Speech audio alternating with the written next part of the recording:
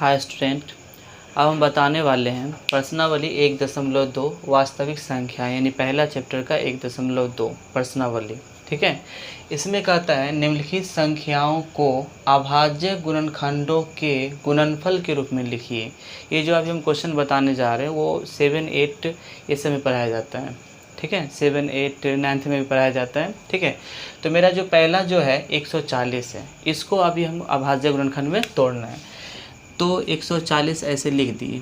ठीक है, और इसको हम ऐसे कर देंगे। अब ये लगाते हैं। ठीक है, इसको हम 2 से लगाएंगे क्योंकि जिसके इकाई के स्थान पे, ठीक है, इधर मेरा इकाई का होता है, तो जिसके इकाई के स्थान पर 0 हो, 2 हो, 4 हो, 6, 8 हो, तो वो 2 से लगता है। ठीक है, उसको 2 से पहले हम लगाते हैं। तो यहाँ पे हम 2 से लगाएं, तो 2 से लगाएंगे तो ये 7, 2 7 14, 0 आ गया। फिर हम 2 से लगाएंगे तो हो जाएगा 35 दूना 70। अब इसको 5 से लगाएंगे तो 5 7 35। ठीक है, अब हमको इसके गुणनखंडों के रूप में लिखना है, गुणनफल के रूप में। तो मेरा 2 की कितना है, 2 को 2 है, तो यहाँ पे लिख दिए हम 2 पे पावर 2, और गुने 5 एक बार है तो 5 पे पावर 1, और गुने 7 मेरा एक बार है तो 7 पे पावर 1।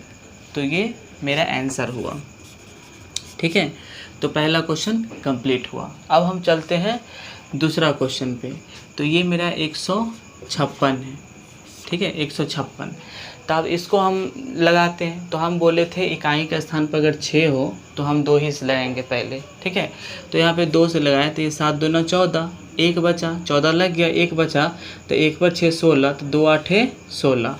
अब इसको हम 2 से लगाएंगे तो 3 दूना 6, 1 तो 2 9 18। अब इसको 3 से लगाएंगे तो 13 3 39। इसका जो गुणनफल होगा वो हो जाएगा 2 पे पावर 2 और गुने 3 पे पावर 1 और गुने ये 13। ये इसका आंसर होगा।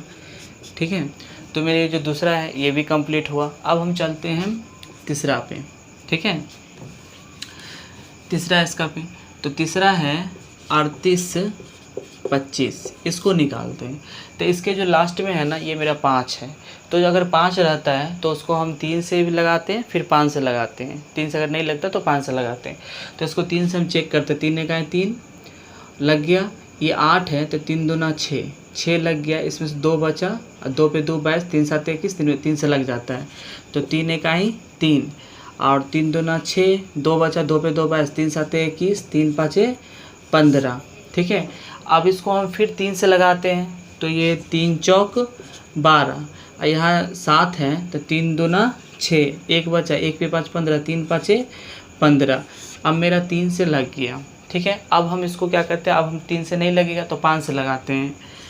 तो 5 8 40, 2 बचा, 2 पे 5 25, 5 25। ठीक है, तो फिर 5 से लगाते हैं। तो 5 का 5 और 3 5 3 पे 5 35, तो 5 7 35, तो मेरा 17 आया। तो इसका जो मेरा गुणनफल के रूप में आएगा 3 पे पावर 2 और गुने 5 पे पावर 2 और गुने 17। ये इसका आंसर होगा। ठीक है, तो मेरा ये जो 38 ये है, ये भी मेरा कंप्लीट